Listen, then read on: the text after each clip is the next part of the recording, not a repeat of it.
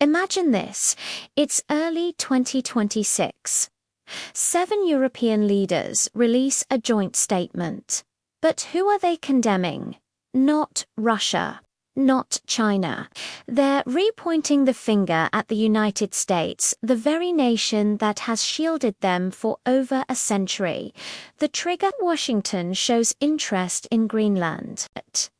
Suddenly, Denmark's prime minister warns this could end the transatlantic relationship, a relationship built on the graves of over 500,000 Americans who died protecting Europe.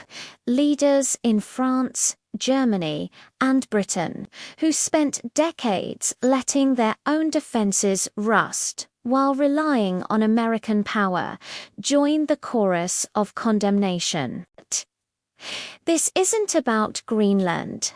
It's about a continent repeatedly rescued by America, turning on its protector the moment American interests are asserted.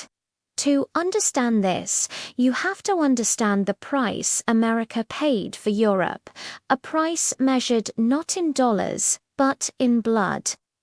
Back in 1914, Europe's great empires saw America as an irrelevant backwater. Kaiser Wilhelm mocked its tiny army, ranked 17th in the world. But soon, those same empires were drowning in the mud of the Western Front. Battles like the Somme and Verdun became meat grinders, consuming hundreds of thousands of lives. By 1917, Europe was bankrupt, starving, and broken. It had no choice but to beg the nation it once ridiculed for salvation. America answered the call not because of a treaty, but because of a belief in freedom.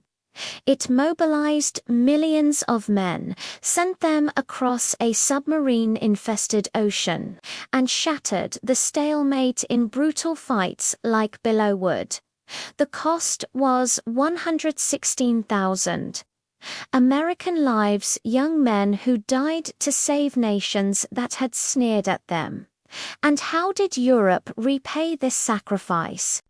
By squabbling over the spoils and planting the seeds for an even greater catastrophe.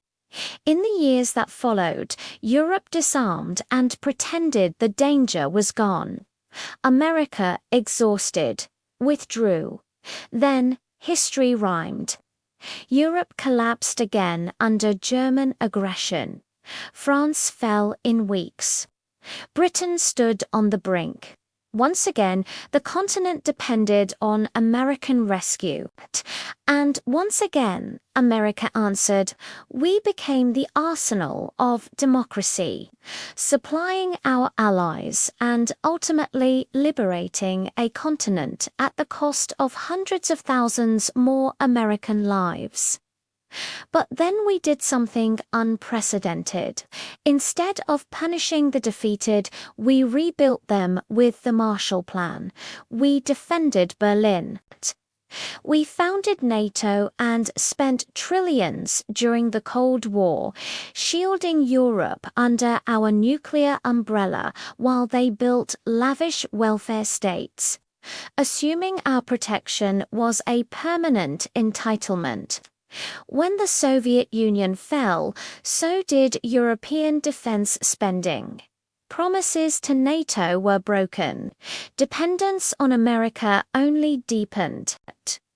Russia's invasion of Ukraine laid this bare, revealing hollowed-out armies and empty warehouses. Europe was forced yet again to rely on American weapons, American money, and American industry to face a threat on its own doorstep.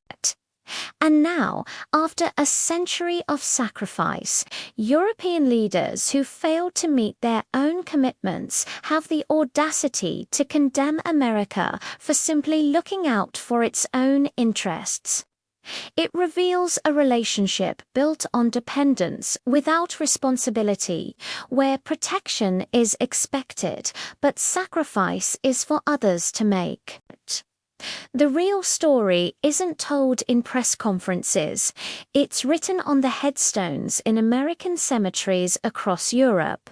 A story of young men who paid the ultimate price so that others could live in freedom. The lesson is clear. Europe has the wealth and the ability to defend itself. What it lacks is the will. It chooses comfort over responsibility, all while criticizing the very power that guarantees its security. And that raises a serious question. How long can one nation be expected to sacrifice for allies who refuse to stand for themselves? Thanks for watching. If this history matters to you, make sure to like and subscribe for more content that dares to ask the hard questions.